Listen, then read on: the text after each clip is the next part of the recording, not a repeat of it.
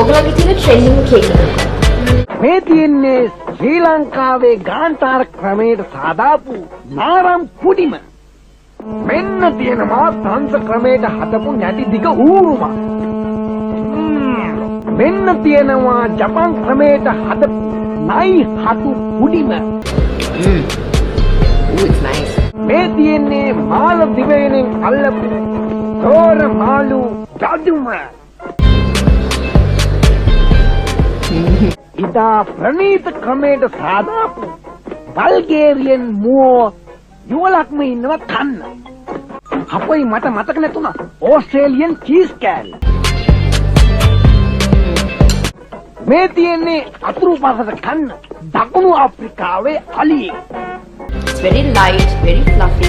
I love it. Absolutely.